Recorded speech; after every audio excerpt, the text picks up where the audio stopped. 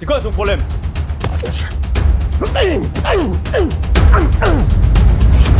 Dans la vidéo d'aujourd'hui, on va parler de la règle des 3 secondes en self-défense. C'est une règle qui est fondamentale.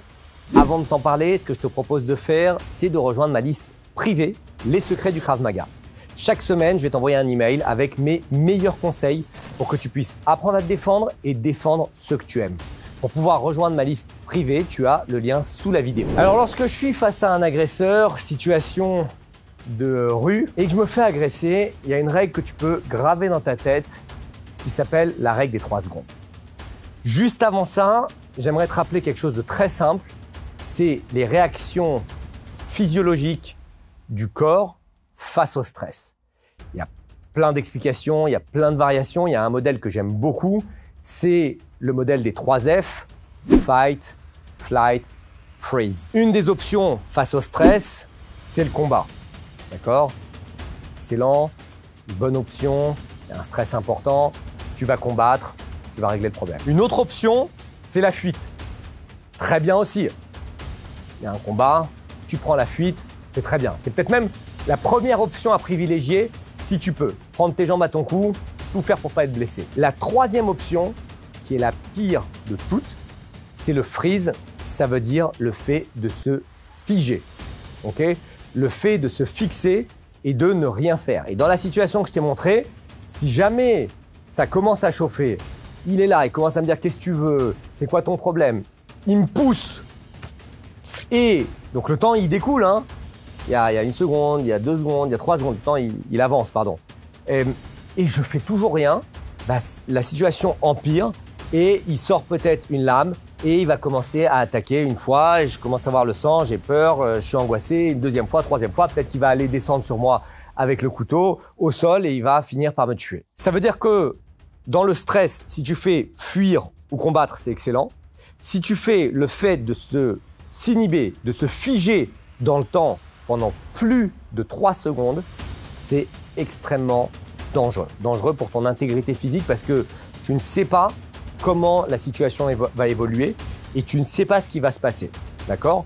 Donc, les différentes options que tu as, c'est fuir. Le mec, il est en train de s'énerver. Tout de suite, je prends la direction de partir et je me barre direct. Ok? Il n'y a pas de problème. Il y a une petite limitation si jamais tu n'es pas seul. Une petite limitation si jamais tu ne peux pas fuir.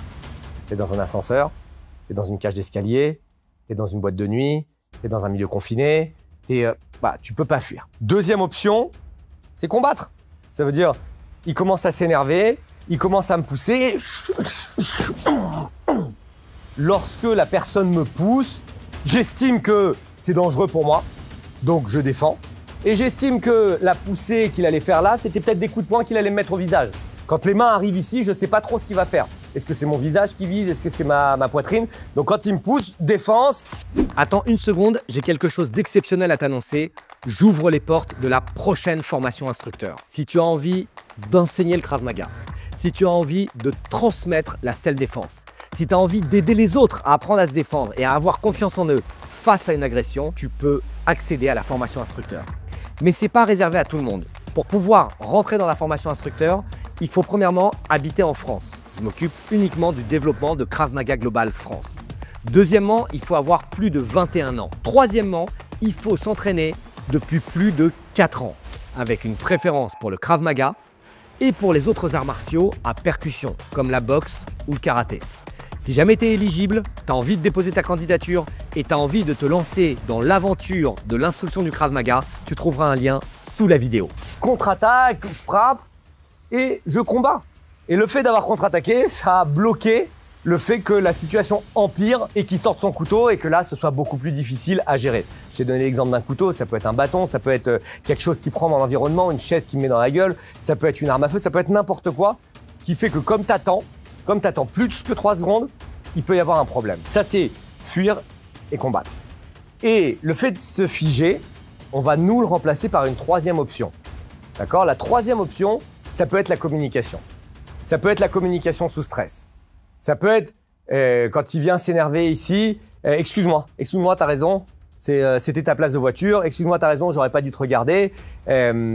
désolé, on garde notre distance et ce genre de réaction qui est bien mieux que de se figer. Parce que lorsque je décide de faire ce qu'on appelle la désescalade de la violence, premièrement, quand il avance, je prends ma distance.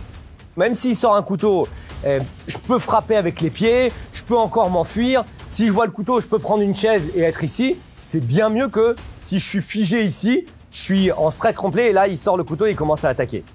D'accord? C'est bien mieux puisque quelque part, je commence à me préparer. Je suis sorti de ma stupeur, je suis sorti des 3 secondes et je commence à me préparer puisque je suis ici. D'accord? Deuxième chose, je communique. Donc, c'est pas une vidéo sur la communication sous stress.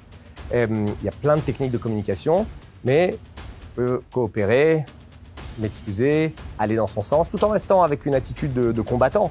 Mais coopérer, lui dire que je suis désolé, lui dire que ok, c'est son banc, c'est sa place de parking, c'est qu'il a raison, etc. Ce que tu veux, on s'en fout. Et aussi, les autres personnes dans l'environnement voient que j'essaye de résoudre le problème sans la force. Tu as fait 3 options. Au lieu de l'option de stress, de se figer, tu as l'option de communication et tu remplaces ça, c'est beaucoup mieux. D'accord ? On dit que n'importe qui dans la rue, face à une situation d'agression, face à une situation complexe, va se figer à un moment ou à un autre. D'accord ? Tout le monde se fige. Et on se fige parce que dans la tête, on est en train de processer qu'est-ce qui est en train de se passer. Il est en train de s'énerver, il est en train de lever la main, il est en train de mettre la main dans sa poche pour aller chercher quelque chose, il est en train de m'insulter. Donc, il y a un moment de stupeur. Mais plus tu es préparé à ça, plus ce moment, il se réduit. Et dans la règle des 3 secondes, c'est pour te forcer à prendre des décisions en moins de 3 secondes. De pas rester comme un agneau qui va aller à l'abattoir et te dire « Merde, je comprends plus ce qui se passe, ton cerveau il bouge plus, tes jambes elles bougent plus, ton corps il répond plus et là tu es en grave danger. » Donc fixe-toi moins de 3 secondes pour prendre des décisions, que ce soit combattre, attention à la légitime défense, très important ce combat, que ce soit fuir, pas de problème par rapport à la légitime défense, mais problème par rapport à l'environnement et problème par rapport aux gens avec qui tu es, ou que ce soit essayer de faire une désescalade de la violence par la communication sous stress.